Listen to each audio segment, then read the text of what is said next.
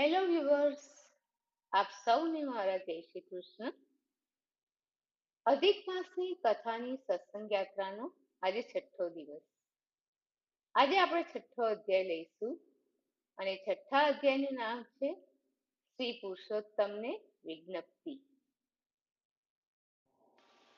નારદ બોલ્યા, હે નિર્દોષ નારાયણ, વૈકુંઠના અધિપતિ વિષ્ણુ ભગવાને ગોલોકમાં જઈ શું કર્યું હતું એ સાંભળવાની મને ઈચ્છા છે, તો કૃપા કરી તે મને કહો.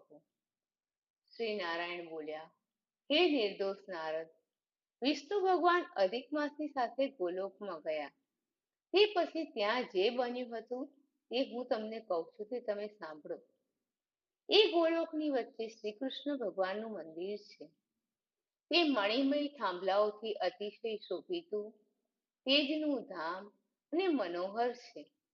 તેને શ્રી વિષ્ણુ ભગવાને દૂરથી જોયું, પણ એના તેજથી અંજાઈ જઈને એમની આંખો બંધ થઈ જવા લાગી. એટલે ધીમે ધીમે આંખો ઉગાડી ધીમા પગલે તે આગળ ચાલ્યા. એ વેળા તેમણે અધિક માસને પોતાની પાછળ રાખ્યો હતો. ભગવાનના મંદિરે પહોંચી અધિક માસ આનંદયુક્ત થયો. ત્યાં દ્વારપાળો ઊભા થઈ ગયા. તેમણે શ્રી વિષ્ણુ ભગવાનના ચરણોમાં વંદન કર્યું.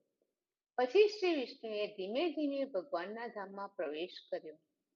એ વેળા ત્યાંની શોભાથી તેમના નેત્રો અંજાઈ જતા હતા. અંદર જઈને શ્રી વિષ્ણુએ તરત જ શ્રી કૃષ્ણને નમસ્કાર કર્યા.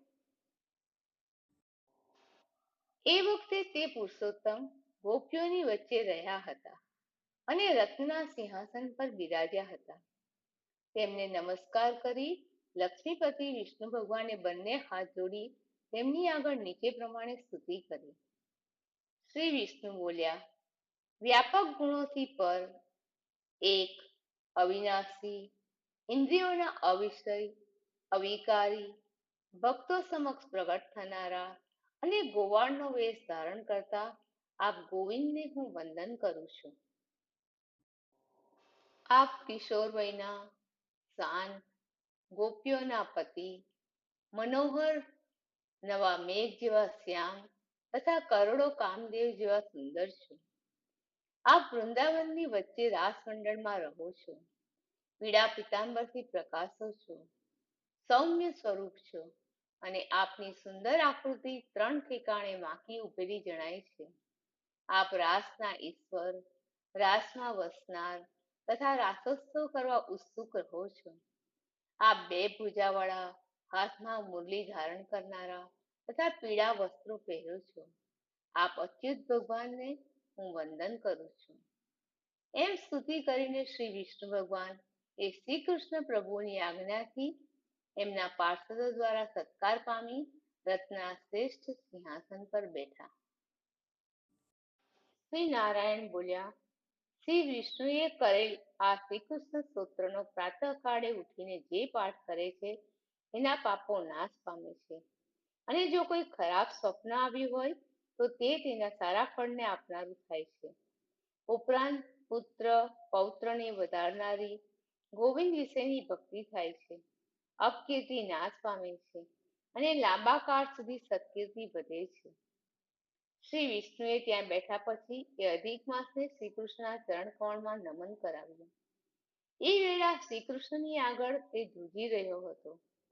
તે વખતે શ્રી કૃષ્ણે પૂછ્યું કે આ કોણ છે, અહીં ક્યાંથી આવ્યો છે અને એ કેમ રડે છે? આ ગોલોકમાં કોઈ પણ દુઃખી હોતું નથી. ગોલોકમાં વસનારા બધાએ સદા આનંદથી વ્યાપ્ત રહે છે.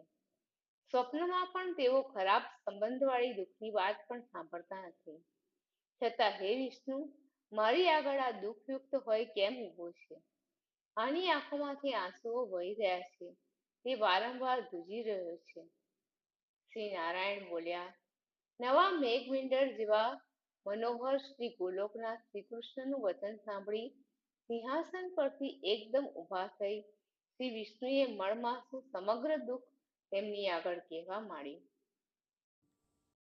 શ્રી વિષ્ણુ બોલ્યા, હે વૃંદાવનને આનંદિત કરવામાં ચંદ્ર સમાન શ્રી કૃષ્ણ, હે મુરલીને ધારણ કરનારા, આપની સમક્ષ આ અધિક માસનું દુઃખ હું કહું છું તે તમે સાંભળો. એ જ કારણથી આને હું અહીંયા લઈ આવ્યો છું, કેમ કે આનો કોઈ સ્વામી નથી. આપ આના તીવ્ર દુઃખરૂપ દાવાનળને દૂર કરો. આ અધિક માસ છે. સૂર્યનો પ્રવેશ આનાથી દૂર રહે છે. એથી આ મલિન હોય સર્વકાળે શુભ કર્મમાં અયોગ્ય ગણાવે છે. સ્વામી રહિત આ મળમાસમાં પુણ્ય નિમિત્તે સ્નાન કે દાન ન કરવું જોઈએ એમ સમજી સ્વામી વર્ગ સહિત સર્વ વનસ્પતિઓ અને લતાઓ 12 મહિનાઓએ, કળાઓ, કાષ્ટાઓ તથા લવ વગેરે કાળ અંશોએ, અયનોએ તથા વર્ષોએ આનો તિરસ્કાર કર્યો છે. આવા દુઃખરૂપ અગ્નિથી આ બળી રહ્યો છે અને મરવા માટે તૈયાર થયો હતો. પણ પાછળથી બીજા કોઈ દયાળુએ આને પ્રેરણા કરી, તેથી આ મારે શરણે આવ્યો છે. હે ઇન્દ્રિયોના નિયંતા, શરણ ઈચ્છતો આ વારંવાર રડ્યા કરે છે અને ધ્રુજી રહ્યો છે. આણે પોતાનું સર્વ દુઃખ ખુલ્લી રીતે મને જણાવ્યું છે. ખરેખર આનું દુઃખ ખૂબ મોટું છે અને આપ વિના એને દૂર કરવું અશક્ય છે. આ કારણથી હું આ નિરાશ્રિતનો હાથ પકડી આપના આશ્રયે આવ્યો છું. આપ પારખું દુઃખ સહન કરી શકતા નથી એમ વેદ જાણનારા કહે છે. આથી કૃપા કરી આપ આને દુઃખ રહિત તથા આનંદયુક્ત કરો. આપના ચરણ કમળને શરણે આવેલો કોઈ પણ પ્રાણી કદી શોક કરતો નથી, આવું વેદવેત્તાઓ કહે છે. તો હે જગતપતિ, એ વિઝન કેમ મિથ્યા થાય? મારા માટે પણ આપે આનું દુઃખ દૂર કરવું જોઈએ. હું સર્વનો ત્યાગ કરી અહીં આપની પાસે આવ્યો છું. તો આપ મારું આવવું સફળ કરો. સેવકે પ્રભુની સમક્ષ વારંવાર કદી પણ ન કહેવું એમ નીતિકુશળ મહાબુદ્ધિમાન પુરુષો હંમેશા કહે છે. માટે હવે હું વધારે નહીં કહું. એમ પરમાત્માને વિનંતી કરી શ્રી વિષ્ણુ ભગવાન એ ભગવાનના મુખ કમળને જોતા એમની સામે ઊભા રહ્યા. સૌનકાદી ઋષિઓ બોલ્યા, હે સૂત, ઓ સૂત, તમે ભગવત કથાનું દાન કરનારા છો, માટે ઘણા વર્ષો સુધી જીવતા રહો, જેથી શ્રી હરિ લીલાઓની કથારૂપ સેવા યોગ્ય અમૃતનું અમે તમારા મુખથી પાન કર્યા કરીએ. હે સૂત, તે પછી ગોલોકવાસી શ્રી કૃષ્ણે શું કહ્યું હતું અને શું કર્યું હતું તે કહો. શ્રી વિષ્ણુનો તથા શ્રી કૃષ્ણનો આ સંવાદ સર્વે લોકોનો ઉપકાર કરનાર છે.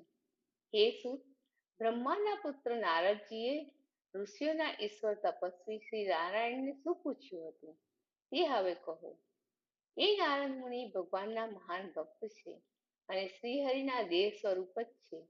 તેથી તેમનું એ પ્રશ્ન વચન ઉત્તમ ઔષધરૂપ જ હોવું જોઈએ. ઇતિ શ્રી બૃહદ નારદીય પુરાણ વિશેના પુરુષોત્તમ મહાત્મ્યમાં શ્રી પુરુષોત્તમને વિજ્ઞપ્તિ નામનો 6ઠ્ઠો અધ્યાય સમાપ્ત. દર્શક મિત્રો, આપ સૌને મારા જય શ્રી કૃષ્ણ. કાલે ફરીથી મળીએ આપણી અધિક માસની કથાની સત્સંગ યાત્રામાં એક નવા અધ્યાય સાથે.